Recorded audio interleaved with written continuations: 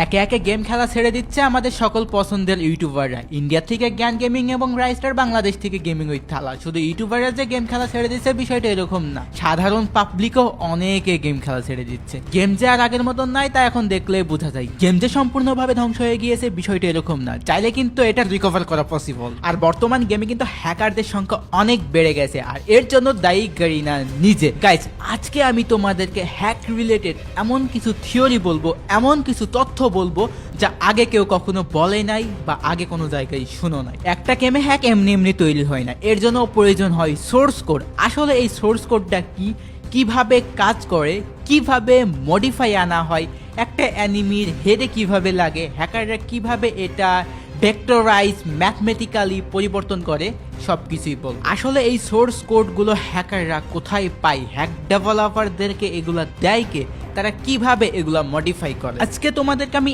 এমন তথ্য দিব যা আগে কেউই দেয় না। এমনও হইতে পারে ভিডিওটা আপলোড দেওয়ার পরে ইউটিউবে নাও থাকতে পারে, স্ট্রাইক দিয়ে ভিডিওটা উড়াইও দিতে পারে। এর জন্য তোমাদেরকে বলতেছি সকলে ভিডিওটা শেয়ার করবা। এখন শেয়ার করতে বলতেছি না, সম্পূর্ণ ভিডিওটা দেখবা, বুঝবা, আদৌ আমি কি তোমাদেরকে ইনফরমেশনটা দিয়েছি আমার লজিকটা বুঝবা। আর তোমাদেরকে একটা কথা বলতেছি, ভিডিওটা পারলে ডাউনলোড দিয়ে রাখো, বিভিন্ন প্ল্যাটফর্মে তোমরা আপলোড দিও। আমার এই ভিডিও তোমরা যে কোনো জায়গায় আপলোড দিতে পারো, এর জন্য কোনো গাইডলাইন আসবে না। আমার পক্ষ থেকে একদম ফ্রি ফর এভরিওয়ান।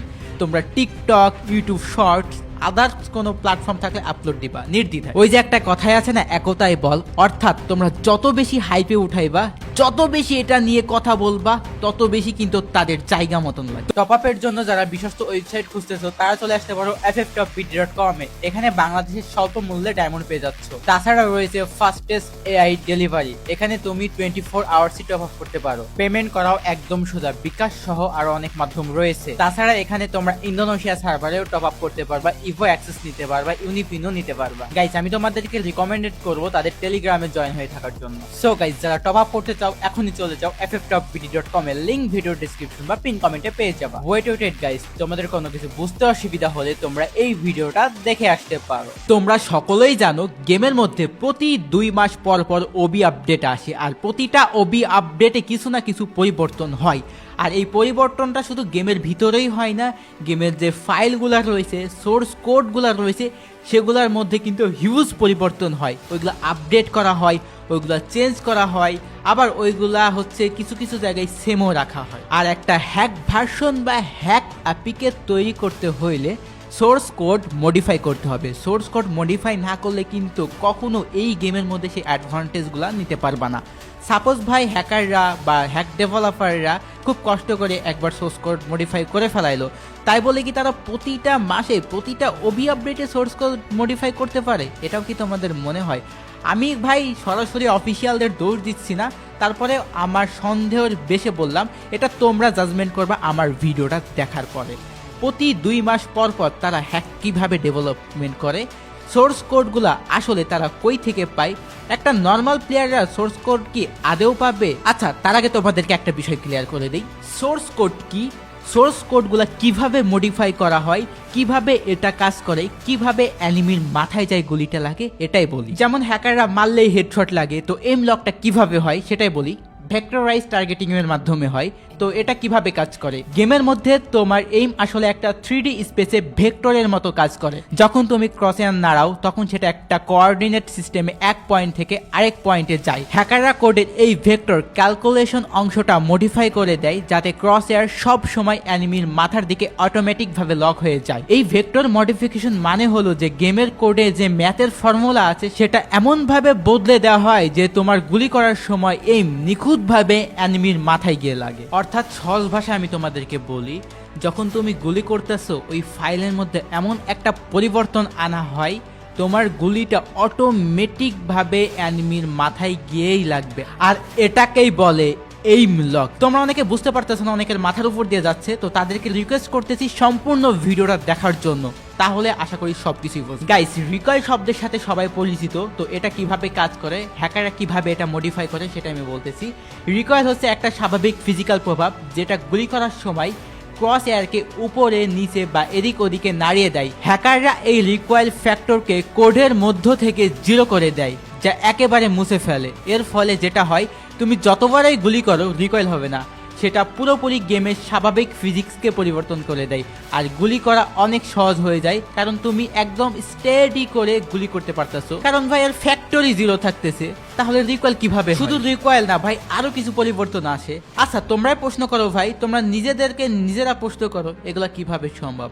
একটা সোর্স কোড যদি একটা ডেভেলপার না জানে সেটার মধ্যে কিভাবে তারা নাড়াচাড়া করবে? শুধু এটাই নয় ভাই, হ্যাকাররা বিভিন্ন ধরনের ম্যাথমেটিক্যাল মান বা ভেক্টর মান বদলে দেয়। যেমন প্লেয়ারের পজিশন বদলে দিয়ে তারা আকাশে ওড়ার মতো ইল্লিগাল সুবিধা তৈরি করে।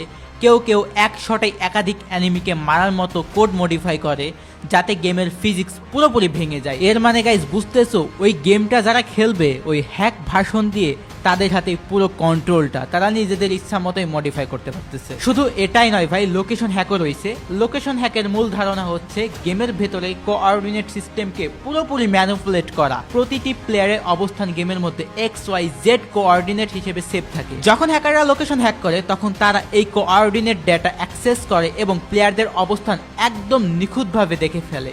এটা অনেকটা এমনভাবে কাজ করে যে গেমের কোডে প্রতিটি প্লেয়ারের পজিশন আপডেট হচ্ছে প্রতিটি মুহূর্তে, আর হ্যাকাররা সেই ডেটা রিড করে প্লেয়ারদের স্ক্রিনের অ্যাঙ্গেলে ডিস্টেন্স বা কোন দিক থেকে অ্যানিমি আসতেছে তা দেখতে পারে। এক কথা, এটা পুরোপুরি ম্যাথমেটিক্যাল কোঅর্ডিনেট সিস্টেমের তথ্যকে ভিজুয়াল ফর্মে রূপান্তর করে। আর গাইস, প্রতি অবি আপডেট আসার পরে কিন্তু পুরনো হ্যাক কাজ করে না। তো পুরনো হ্যাক কেন কাজ করে না?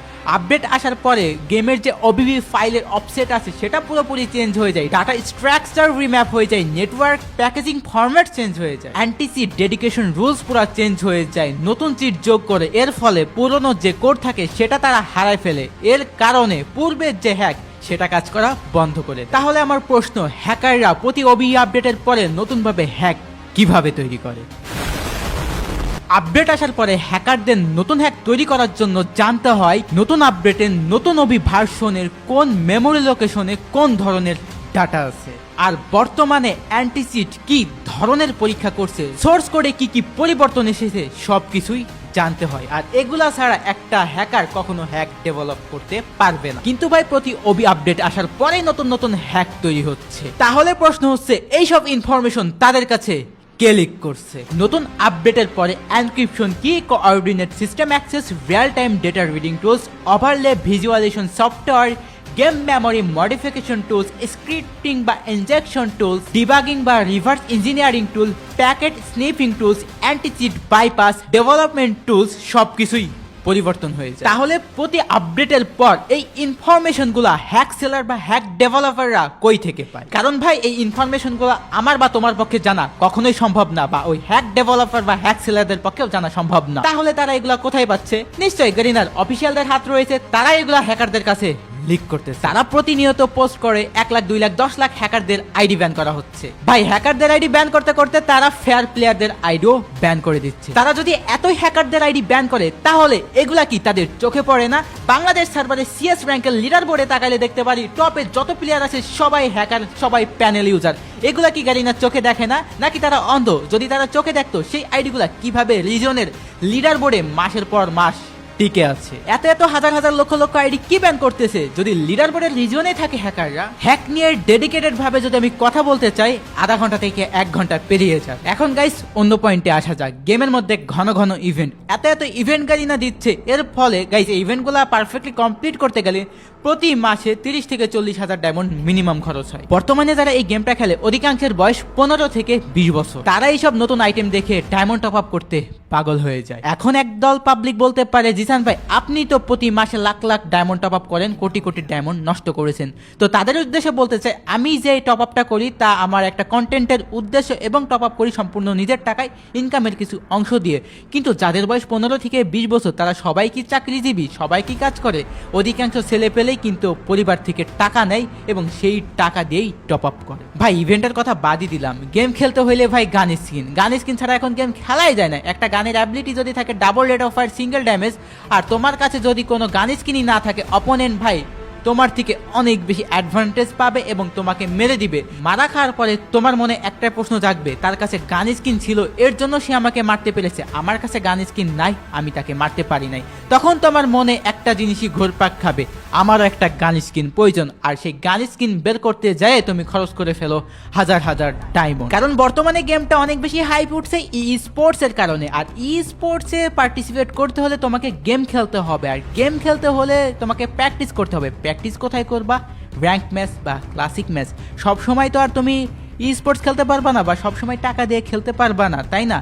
তো র্যাঙ্ক ম্যাচ খেলতে হলে তোমার গান স্কিন অবশ্যই প্রয়োজন, আর সেই গান স্কিন বের করতে যায় খরচ করে ফেলো টাকা, আর সেই টাকাটা অবশ্যই পরিবার থেকে নাও।